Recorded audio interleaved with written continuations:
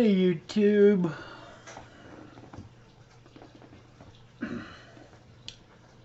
Somebody help me out. Let me know if my audio is any good.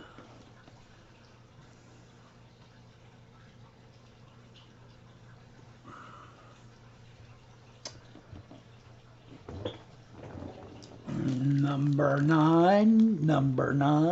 Hey Laura, welcome to the stream. Thanks. Hey Justin, welcome to the stream. Thanks. How are you guys on this slightly chilly Saturday afternoon? We should have been in spring for a month or so now, but we keep getting hit by these cold weather waves. I'm over it. It's springtime. I don't care that there's going to be patchy frost tonight. Chilly and wet. Yeah, chilly is the key word for me here lately. It's just been a really cool beginning to spring. Bring on the sun. I'll drink to that. What's going on with you guys today?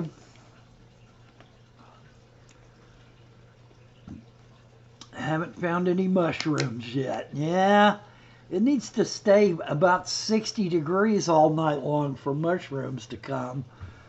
So we're probably still a couple of months away from that in my area, which is much warmer than a lot of the northern United States. So it may be 3 months before there's any mushrooms in Michigan and Wisconsin.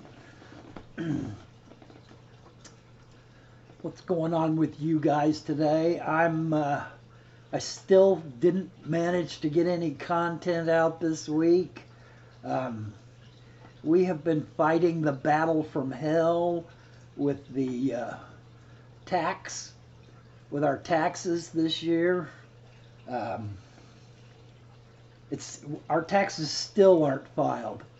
They've shown filed twice, but now the state taxes are being held up because we didn't answer some quiz that they sent us in the mail. So I don't know exactly what it's going to be to get our taxes done this year. I spent nearly 3.5 hours on the phone Friday trying to get through to them. I finally got a hold of one lady that said, yes, all your tax information is here. But then she said, but you didn't answer that quiz, so it's all being held up waiting for you to answer that quiz.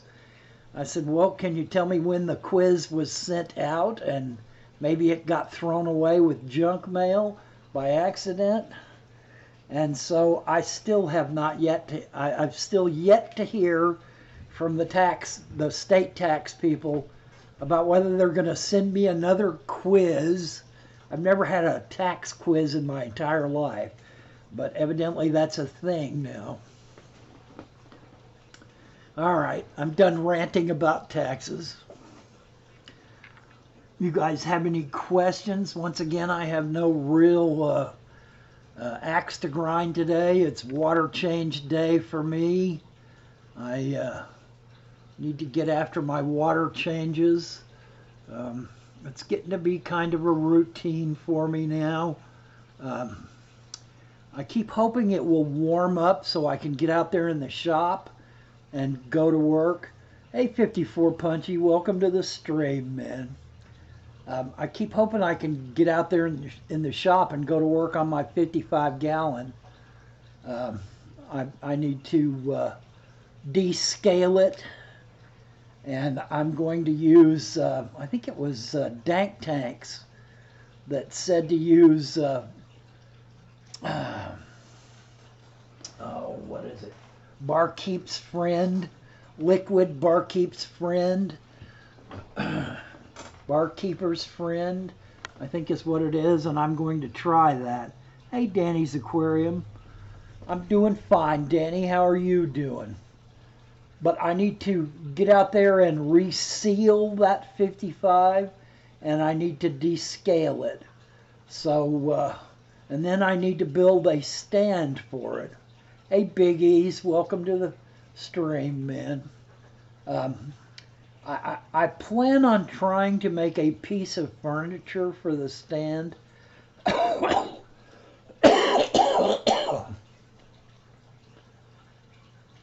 So I'm planning on doing a in the shop series on resealing the tank, descaling the tank and how it works.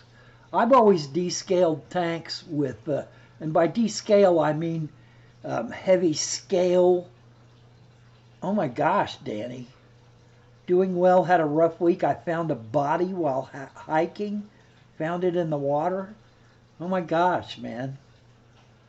I'm sorry for someone's loss and sorry that you happened to be the one that found it. That's, dead bodies are, pretty high on the list of, unless you live in a war zone, those don't happen all that often.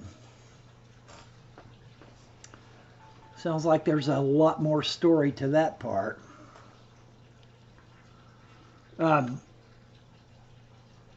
I have always been a proponent of not putting any kind of chemicals in my tanks. And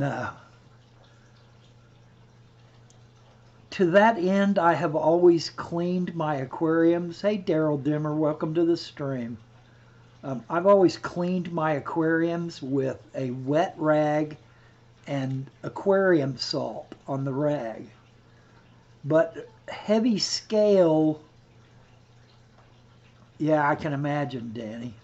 Heavy scale, and this is calcium that has scaled out on the inside of the tank. 54 Punchy says Barkeep's friend works good. I had my turtles in a 40-gallon breeder for 11 years, and I just moved them to a 100-gallon tub, cleaned up the 40 for my goldfish with Barkeeper's friend. Yeah, so I'm gonna give it a shot. Like I said, I've always cleaned my scale tanks that had scale on them with aquarium salt and a wet rag, but I now have frozen shoulder in both my shoulders. This is the one that started, my right hand started out worse to begin with, and it's slowly, ever so slowly getting better. When the weather's cold, I can feel it. But now my left is locking up, just exactly like this right did.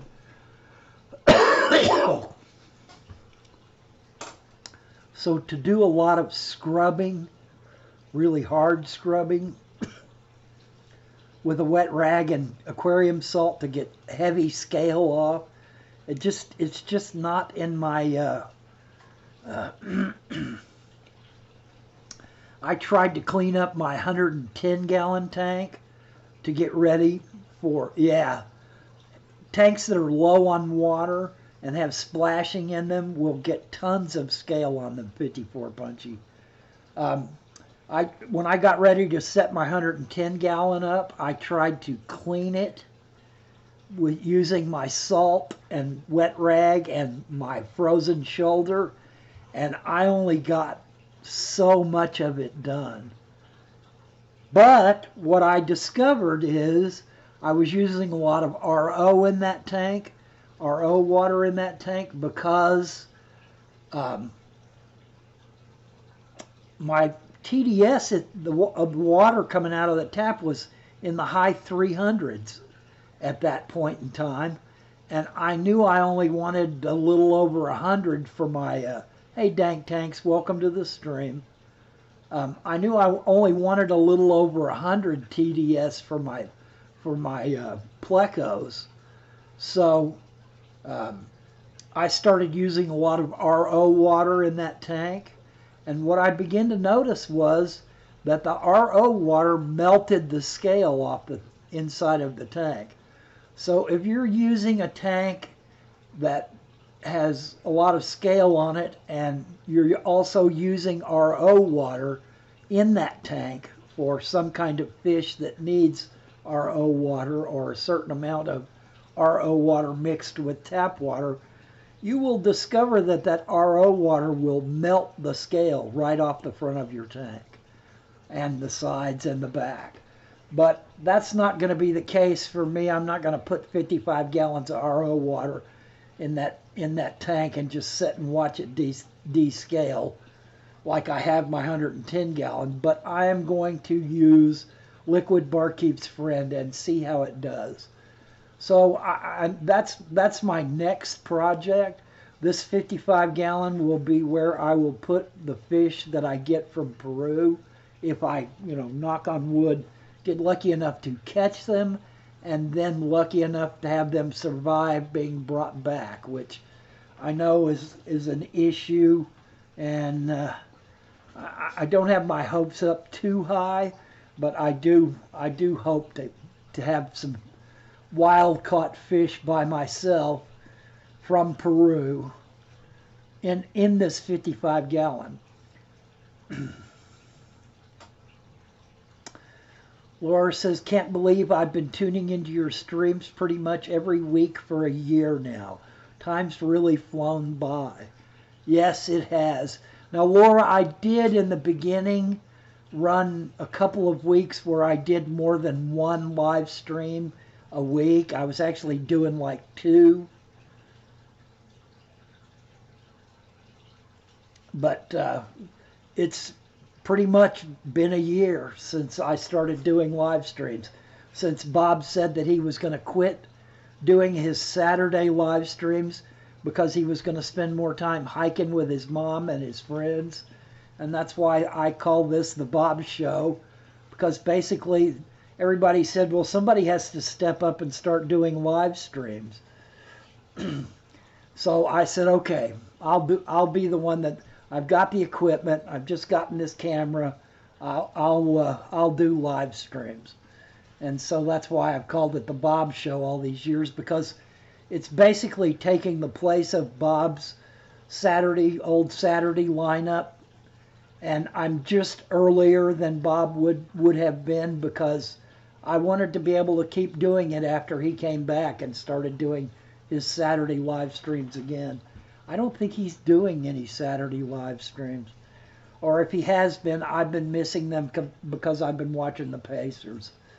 It's playoff time in basketball, and so there's a lot of basketball going on right now. And I'm a NBA fan, or at least I have been for the past 20-something years. And I gave it up in the 70s because it all looked like it was... the fix was in, and the only teams that won were the ones that the league wanted to win. So I quit watching it back then, and when I moved to Dallas about 25 years ago, I started kind of following the Dallas basketball team, the Mavericks. They had picked up some new kids and some really good players, and I was kind of watching them. And my 2 sons would come spend summers with me in Dallas, and they got into the Mavericks basketball players pretty big time. I took my youngest son, Darren, to get to signings and various events so he could get his Dallas Mavericks paraphernalia signed.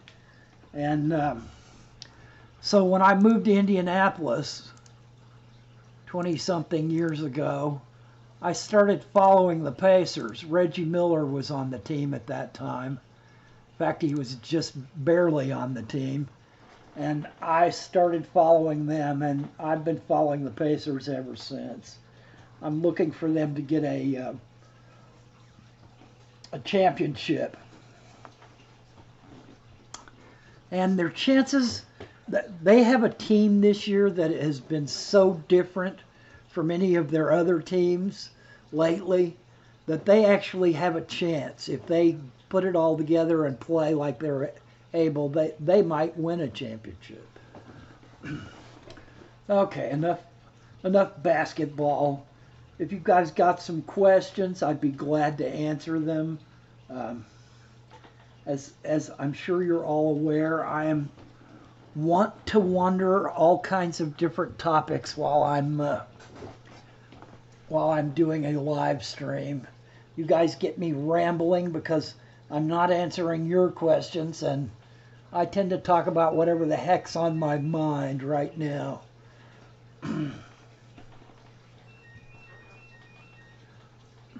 Let me go check that phone. Sorry.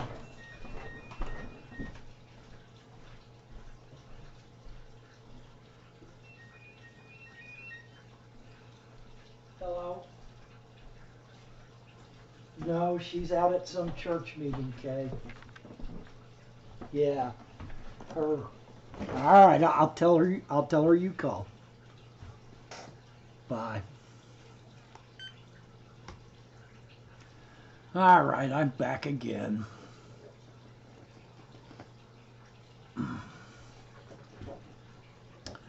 What kind of issues have you guys been having with your tanks this week? What kind of fish are you looking to start keeping? Summertime and springtime are kind of strange time periods in the fish keeping hobby, because we've been cooped up all winter long and watching our fish closely. Laura says she lost a dwarf pupper last week. I'm sorry to hear that. Puppers are pet-like as opposed to fish-like. Puppers live a long time and are personable enough to where you fungal infection, huh? What have you been using to try to stop it, Laura?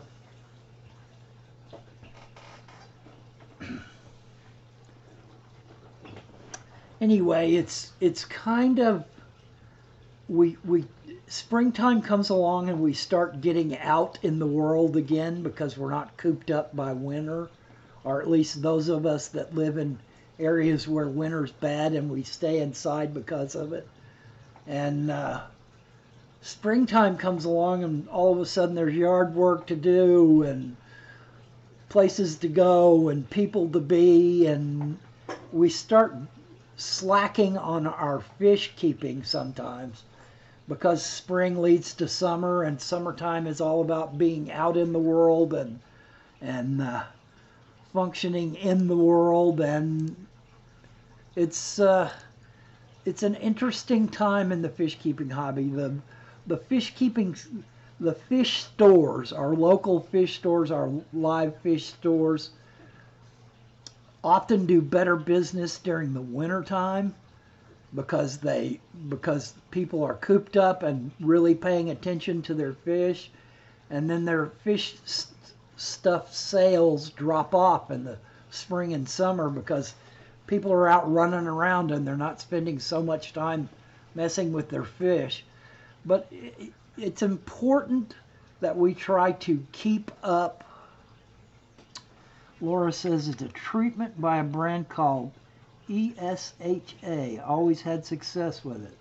That's a new one on me. I don't remember that.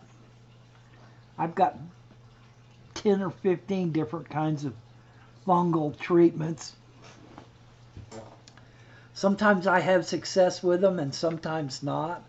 I found my rainbows to be especially hard to treat by treating the water. It might be a British brand. There you go. That may be why I've not heard of it before. Most of them have malachite green in them, or methyl blue, in different variations. They've got the old rap on malachite green was that it would stain the inside of your tank, it would stain the rocks, it would stain everything. It'd kill the funguses, but it would stain everything.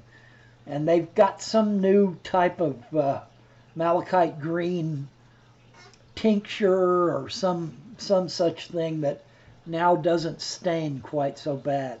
It'll still get your silicone in the corners and bottom of your tank, but it doesn't stain quite as bad. Although every time I use it, I get it all over me anyway.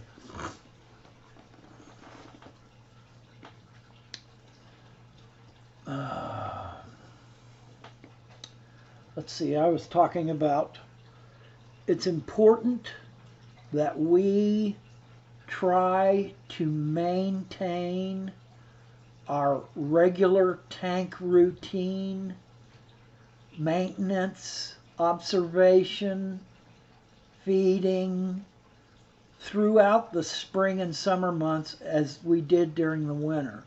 Now I know in the wintertime we're cooped up and we have a whole lot more time to spend doing it, but in the summer we need to make an effort to spend as much time as possible in front of our tanks and caring for our tanks.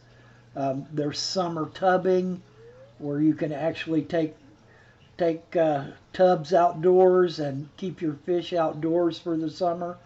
They get natural insects, they get natural light, they get natural light periods.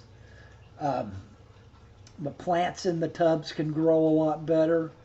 And there are also 8209 Control. Welcome to the stream. Hello, Dwayne and everyone else. Anyone else having issues with their city tap water being extremely high in nitrates levels?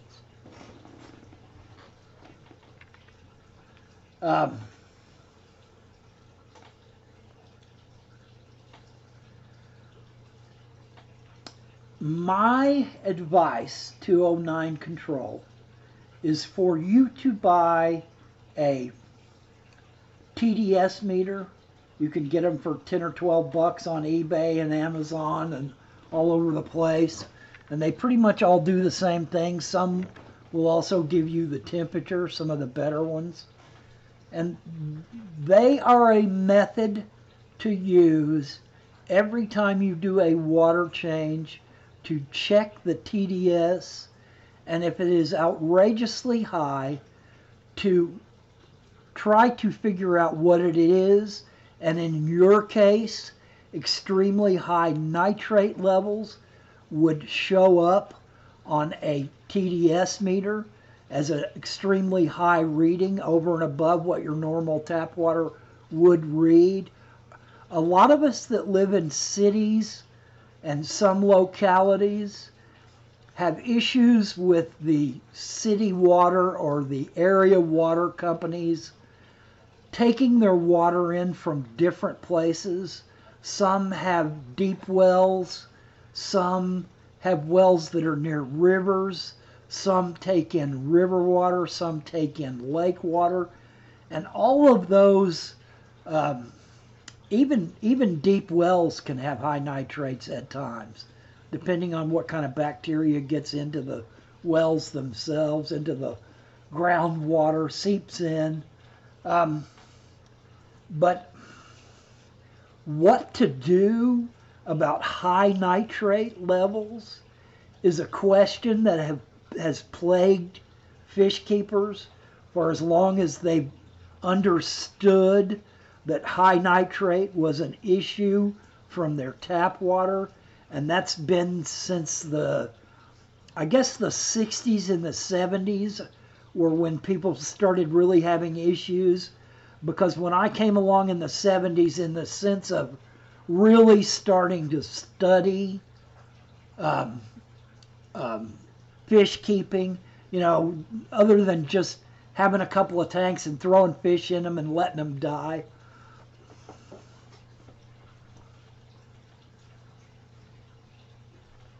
Okay, and 209 Control answers, I have one TDS is at 850. It used to be 250. That's why I started testing tap before changing my aquarium water. The nitrates in my aquarium are lower than tap. Yeah. Welcome, Bob Kaler. It matters not that you're early or late, but welcome to the stream. 209 Control, back when I was first starting keeping fish and we had high nitrate levels showing up in our tap water, and this has been going on forever. The only method that I know of that well, there's actually two, is keeping the water in a tub that has, like a 100-gallon trash can or a 50-gallon trash can. Run your tap water into that trash can, treat it, then put cycled media and a little pump in there so that the cycled media can work on that nitrate until you get it down to a reading where you can use it. Then use it for your water change, and then hey Joseph, welcome to the stream, man. Then you can use that water for your water changes, having already denitrified it by nitrifying bacteria that are in a internal pump that takes in water and puts out water inside the trash can. And aeration will help. You know, put a big air stone down in the bottom and an air pump that can pump enough air to get that 50 gallons of water roiling around in that tank, and then use cycled medium in some kind of pump setup or filter setup that runs that water through that. And then when you use, say, 40 gallons out of it to do a water change, then add 40 more back from your tap back into that so that the nitrifying bacteria has enough food. The only other method that I've ever seen anyone use with any effect was, we used to do a thing back in the 70s, the mid-70s, the early 80s, that was called an algae scrubber. And basically what you would do is set up a 40-gallon tank and put a lot of light on it, so much light that algae grew all over the tank. You could even put decorations in there and baffles in there that would also support algae growth, so that you had a tank that was basically nothing but algae, and a pump that ran water from your aquarium or from your a tap basin through all that algae, and light stayed on 24/7 to keep that algae just pumping. And they called it an algae scrubber. And basically what it did was the algae would suck the nitrates out of the water as it went by and grow really heavy, and you wanted really heavy growth, nothing but algae, and it worked pretty well. You know, it was kind of a pain. You often had trouble with your algae scrubber overflowing on you if your pump system wasn't set up exactly right. But these days, there are enough overflow setups that you can go and buy, and enough pumps that are designed to sit, you know, either down in the algae scrubber or in the tank where the water's being pumped out of. You know, there's enough equipment out there these days to set up an algae scrubber. And you could set up an algae scrubber basically in anything that you could get light through and on really heavy. Something that was, you know, it wouldn't have to be fish ready. It wouldn't have to be something that was designed for fish. You could have a 15-foot long algae scrubber that was, you know, 12 by 12 by 12 and 15-foot long, and had lots of little baffles in it so that there was more room for more algae to grow. And the idea was, hey Kyle, welcome to the stream, man. The idea was, okay Kyle, the reason we're talking about this, 209 Control suddenly has a TDS of over 800 in his tap water, and it's all nitrates. He's got super nitrates. So I'm trying to kick around and come up with methods that would potentially work for him to scrub the nitrates out of the tap water before it goes into his tank as a water change. And the reason why your TDS is so much lower, 209, in your fish tanks is because nitrifying bacteria is at work in your fish tanks. And it's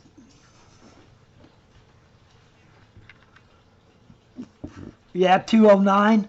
I've got an RO set up myself, and it's incredible how much water that it wastes.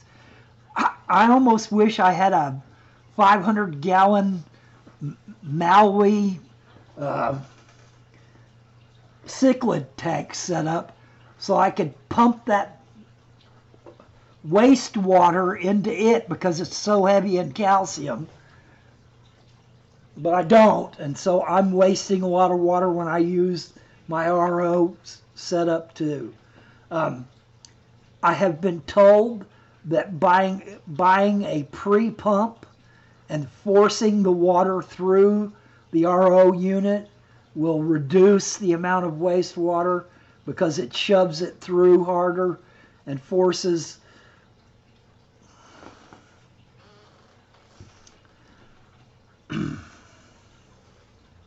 Hey Heather, welcome to the stream.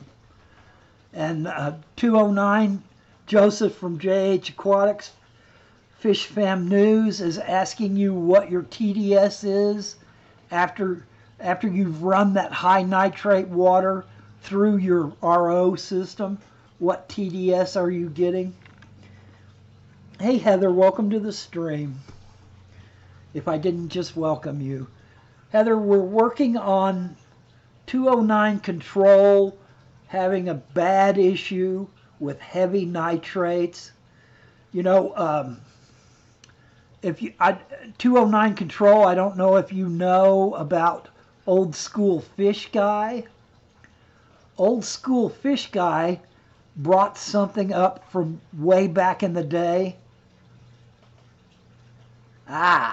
So from 850 tap, you're getting 9 out of your RO unit. Yeah.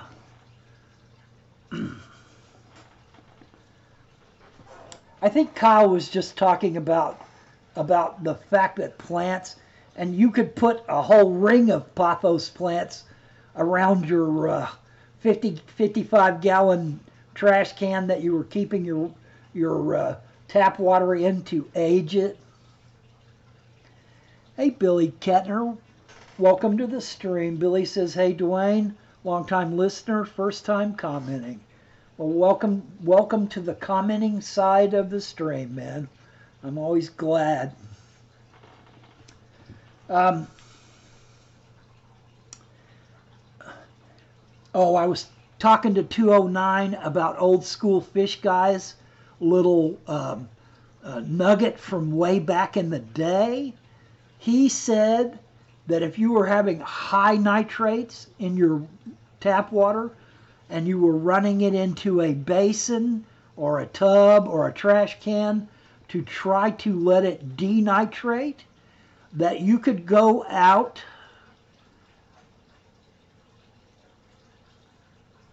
and cut willow branches off of a blooming or in full leaf willow tree and stick the cut off ends of those willow branches into that basin, into that tub, into that wash or trash can that you're trying to age your water in, and that those willow branches do an incredible job of pulling nitrates out of the water.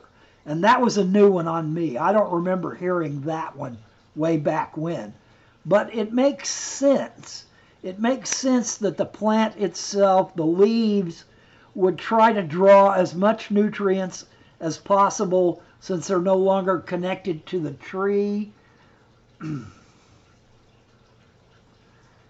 Yeah, Bob's Kaler says he had to take the pothos plants off his 40 breeder planet as they stole the nitrates. Yes, they will steal the nitrates. So 209, in my mind's eye, I'm seeing you with a setup that has a 30-gallon or a 40-gallon algae scrubber hooked up to a 55-gallon drum trash can that also has a live bacteria canister or pump set up inside it that will cycle the water through so that the bacteria can denitrify the water, with a ring of pothos plants around the top of it and a bunch of willow branches sticking out of it drawing nitrate. In my mind's eye, that would create a system that would give you denitrified water within a matter of days. As back in the day, it was several weeks that water had to sit.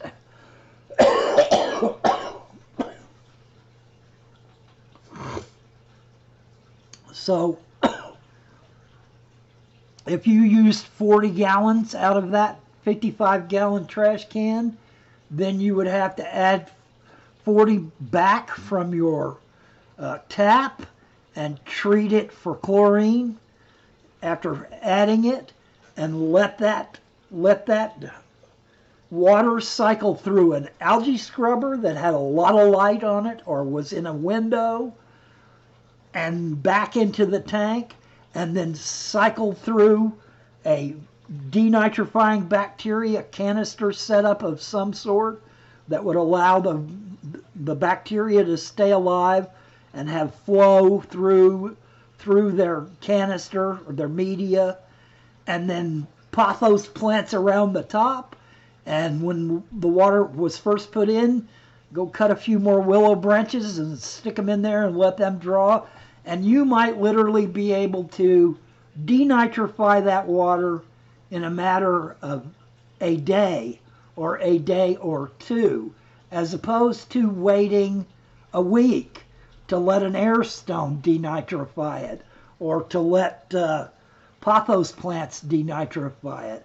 You would literally have a setup that was pulling nitrogen at such a rate from the water that you may well have to remineralize it when you put it back in the tank, because of the plants and the algae and the bacteria all working on that water together.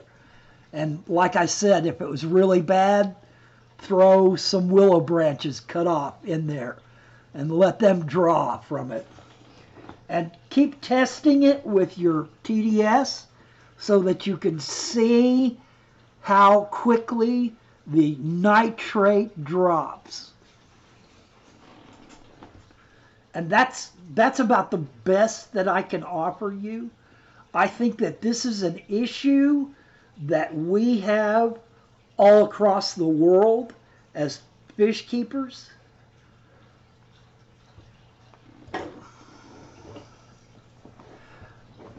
209 control, I would definitely look up the type of willow tree that you're using.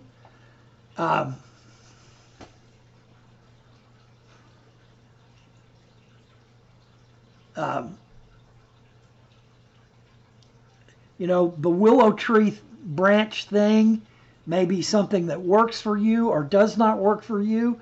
If it's the wrong kind of willow and I don't know which is the right one, you might search the internet for that little nugget and see what other people say about having used it. I'm giving you something that I got from another fish keeper. It's anecdotal information. It is not proven scientifically, but I am telling you that there are lots of out-of-the-box ways to think about how to solve, how to get around the problem that you are experiencing. And I think it's a problem that many, many, many fish keepers experience without even realizing it, because they never test their tap water before it goes in their tank. They don't have a base value for what the TDS should be coming out of their tap, or what it is normally, so that they can compare that to the TDS that suddenly has a serious issue.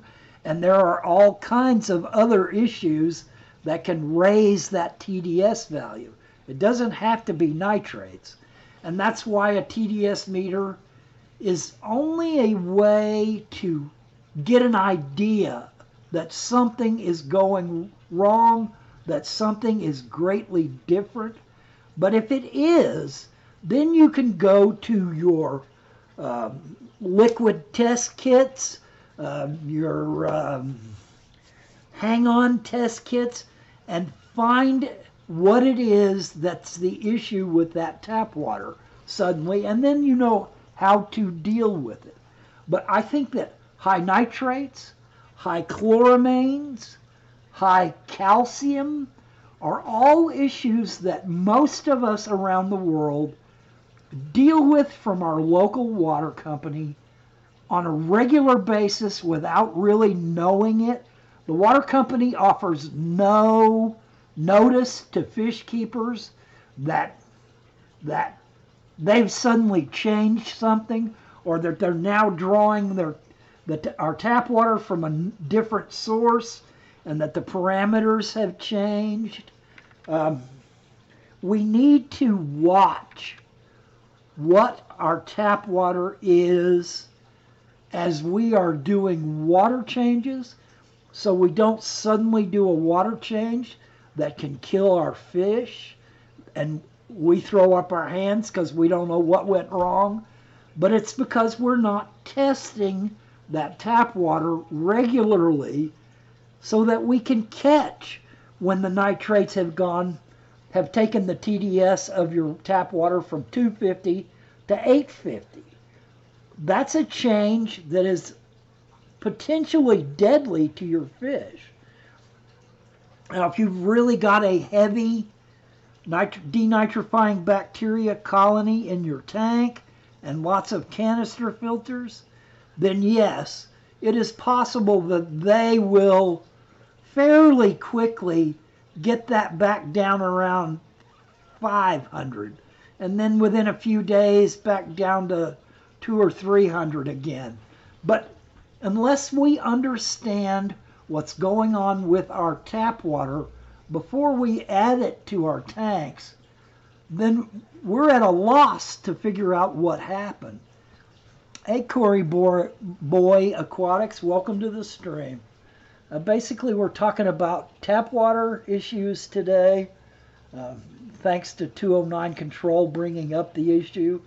There are a lot of different ways to go about handling it, but I see very few listed or talked about, or people giving their experience of how they solved this issue about anywhere on the web, you know, YouTube or anywhere else. I mean, I'm sure there's some, and some that I probably never noticed or seen, but I've looked, I've tried to find them, and there just isn't that much out there. And I think it's incumbent on fish keepers that are doing YouTube, that have had this issue and have solved it, or at least ameliorated it enough to where it was no longer killing their fish, or it didn't have a chance. Hey Dan, welcome to the stream. I think it's incumbent on fish keepers on YouTube to talk about these issues and how they have managed to get around them, the ways that they have solved them, so that other people can be aware that, one, our tap water is not always the same when it comes out of our tap. Now, there are places where it is always the same. There are people that use well water, and they rarely have much change, although it is possible, even with a well, to suddenly have a bacteria bloom or something else to come in. 209 says, I'm to the point where I test my tap water more than my aquariums. I lost over 20 fish in 1 week, so I increased my water changes, then more losses occur. Finally, I wised up and tested my tap. There you go. That's it in a nutshell. That's exactly what happens to people that have gotten complacent about doing their water changes, using their tap water, and thinking that their tap water is never going to vary. It's always going to be exactly as it was the last time. And that is completely false. Hey, down the wormhole. Welcome to the stream. How's down the wormhole today? I just really think that as people that are doing YouTube videos about water, and tap water included, that we need to be very aware that other people are out there that are new to the hobby, that are less experienced, or are even very experienced but have become complacent towards testing their own tap water.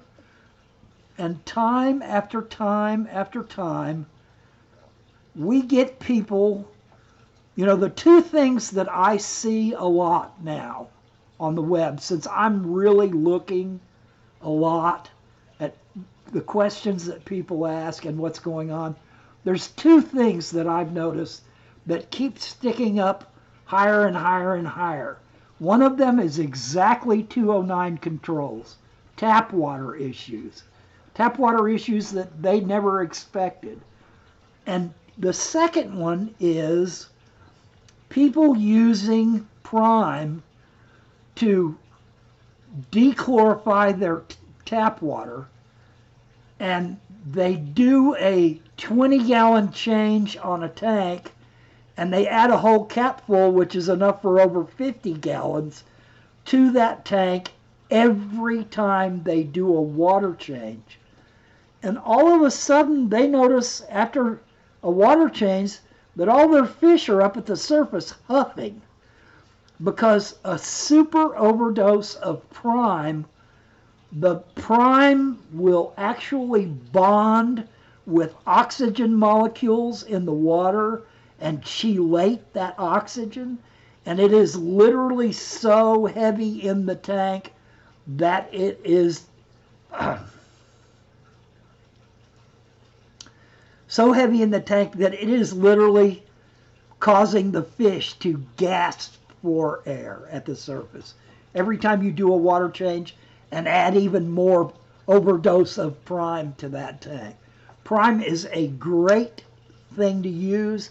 I am not at all down on Prime. I use it every water change. But you need to be careful of the dosage. And that's just complacency. Instead of pouring out just enough to treat 20 gallons, you're just filling the cap up and throwing it in. And that is complacency in our maintenance routine that can do serious damage.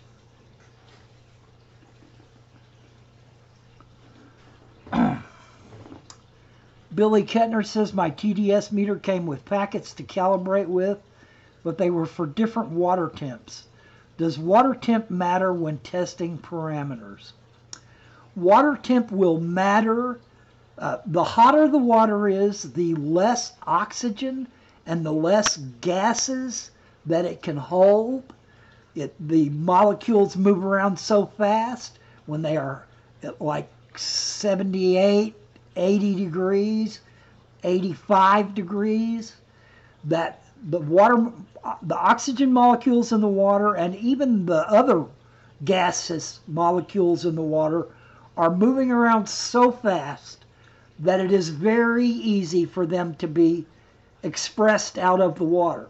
So it's much easier for cold water to hold higher levels of oxygen, hydrogen, what have you. It's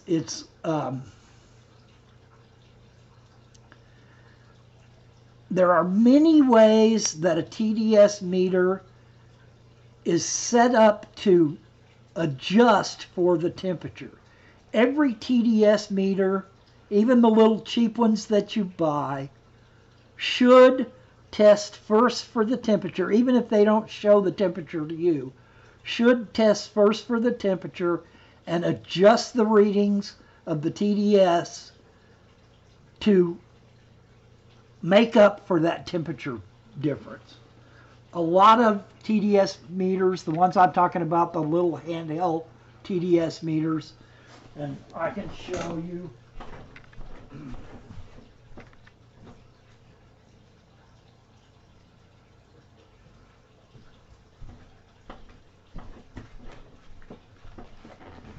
Oh, this is a TDS handheld meter. It has probes in the bottom of it. The TDS meter works by tracking ions in the water moving away from and towards probes when they are affected by the microvoltage that is added to the water by the meter itself.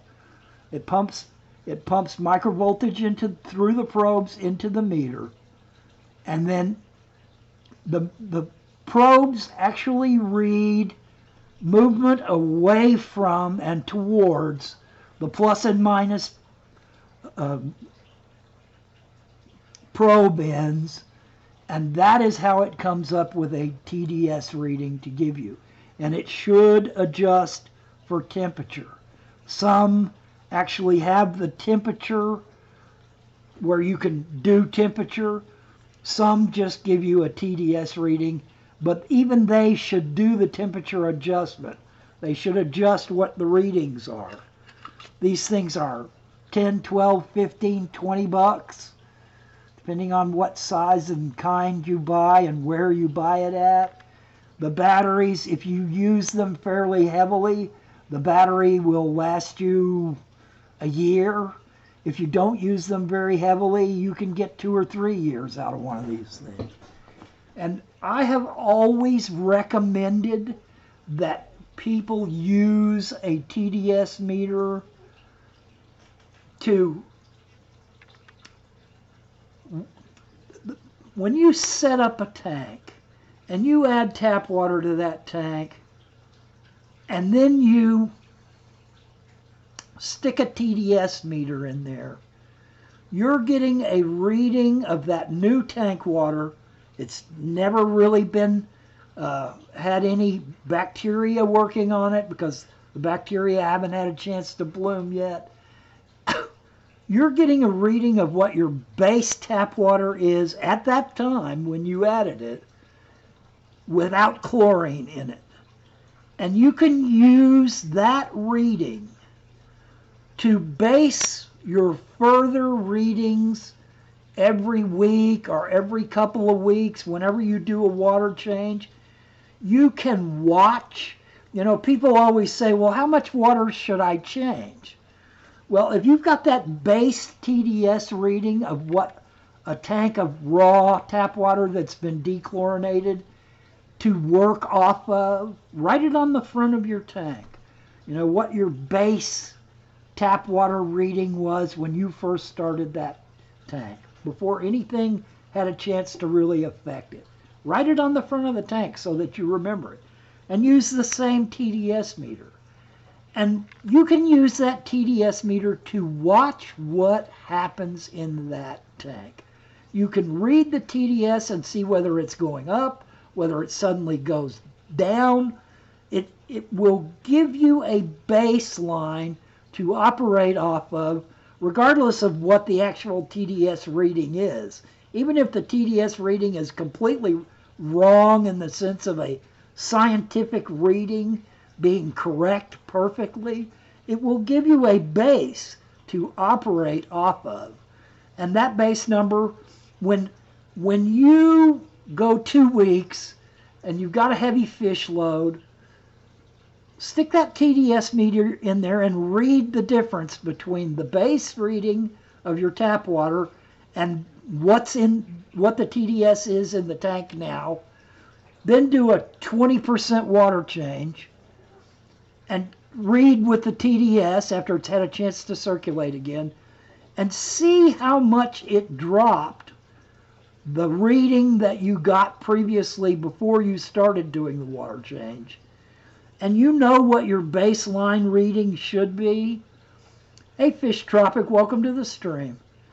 And then you can use that base reading to approximate how much water you changed, how much of a difference it made in the TDS, and how close it's getting you back to that base reading again. And you don't really want to go straight back to the base reading, because there needs to be some organics in the water. There needs to be some minerals in the water for your plants to operate with, for your fish to use for osmoregulation. If you put them in straight RO water, their osmoregulation is not going to function well unless they came from water that was almost straight RO to begin with. So if you do a 20% water change and it only knocks a quarter off of that higher TDS reading, and it's really too high and you know it needs to go back down 2 more 20% water changes, wait a little while and do a 40% water change again and read it with your TDS. If it's in a reasonable realm of what your base TDS reading was, you know that over a week of that fish load and that feeding, that it's approximately going to take you a 40% water change every week to get back down to close to that TDS reading again. Now, if you let it go, if you're 50 points above your base reading and you do a 40% water change and it brings it down to 25 points over, then the next week when you do that 40% water change, it's still going to be leaving that 25 in there, extra 25. Yeah, Laura, if you can't tell, I'm a huge fan of TDS meters. This is the one thing that I didn't have in the 70s that would have helped me so much. I could have bought a Python in the 70s, but I was too cheap and wanted to spend the money on fish or pumps or stuff like that. I could siphon out my water myself and lift the 5-gallon buckets and not worry about it. But now I've got a Python and I need it now. My back can't handle 55-gallon buckets every week now. But this is the one piece of new school technology that I think stands head and shoulders above every other one. Well, yes, salinity digital meters if you're actually doing a lot of salt keeping, but Fish Tropics, that's something that I've never done and that I've always shied away from and always been afraid of, mainly because of the cost. I don't have a lot of income, so I have to miser what little I do. Fish Tropic, I would guess that varies depending on the substrate that the water comes out of. Fish Tropic says his salinity reading of his fish tank is 0.16. Yeah, that's a question that I've never even thought to ask, much less known the answer to.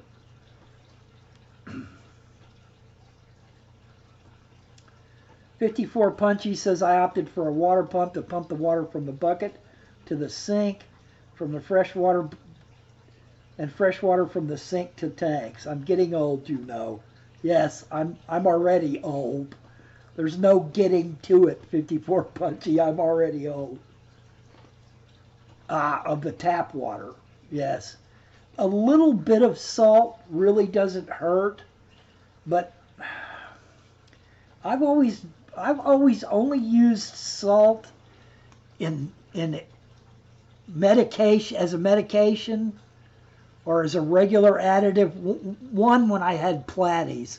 Platies are a fish that really need it, or like brackish water fish. And Joseph, JX Aquatics, says a little bit of salt is good. And I'm going to argue with you, Joseph. A little bit of salt is potentially a good thing because it allows your fish to not have to work so hard in their osmotic regulation. The salt in the water allows the water. Yes, Fish Tropics, I do believe RO strips salts out. That's basically what it's doing, because all of the chemicals like calcium and all of that stuff is a salt. It in the water in a salt form. And so that's why it can be chelated, because it will bond to certain minerals and drop to the bottom of the tank and not be, it will be inert. But I'm arguing with Joseph, and I'm just doing this as a devil's advocate, but it's something that I believe a lot, is that salt, while it helps fish osmoregulate, if you do, the old ick treatment of raising the temperature of the water to 96 or 92 degrees, and then slowly, and then adding salt to the water while you're doing it so that the fish can osmoregulate easier, that's fine and dandy, and it works really well, because the higher temperature causes the life cycle of the ick in the water in its free swimming stage to be so quick that it can't reinfect fish, because it can't find them that fast. It amps up the life cycle of the ick so quick that they can't. But here's where my disagreement with a little salt is a good thing comes. When you suddenly do a water change, you lower the temperature back down to 80 or whatever it was to begin with, your fish are free from ick, and then you do a 40% water change on that tank with fresh water with no salt in it, you are slamming those fish with water that is so hard for them to osmoregulate with, because they're used to all that salinity in the water, that you can kill your fish literally by doing a water change, because of how huge the change is in that tank. If you're going to use salt for something, mineralizing, medical treatment, just to try to make your fish have less issues with osmoregulation, then you need to take that salt out of the tank at a very small increment. And most people aren't willing to do that. They add all that salt, everything works great. They do a big, huge water change to get all that salt out of the tank, and oftentimes kill their fish or create a new issue because of the osmoregulation process. Fish can adjust to higher a lot easier than they can adjust to lower. So Fish Tropic has a channel, 209 Control, and I highly recommend that you check out his channel. The honest truth is, I recommend that you check out anybody that's a regular here. They all have excellent channels. They deserve your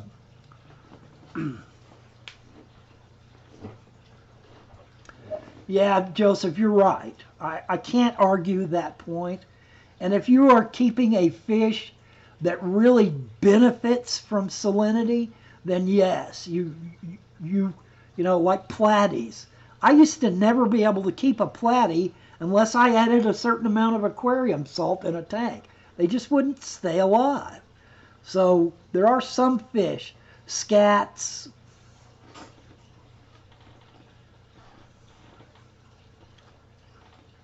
yeah, 209 control. The people that frequent this live stream are mostly people that have spent a great deal of time in the hobby. Anybody that you see with a blue wrench, I strongly recommend that you go check them out. And even some of the ones that don't have wrenches yet.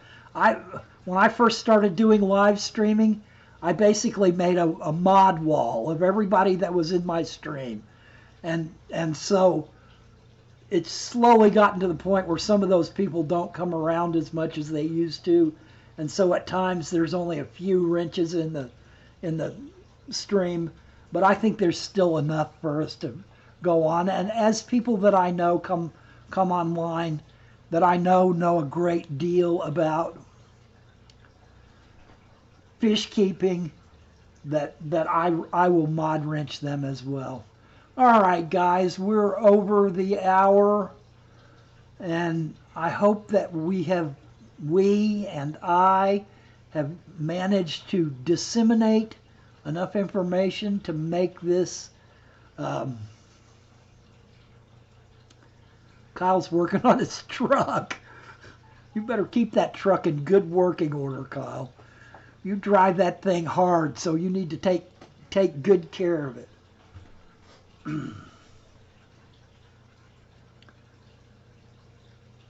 Joseph says his shrimp get water with a TDS of 8, but I like to add a bit of salt, very little bit. Yeah, I can't argue with that, Joseph. And that's not my point.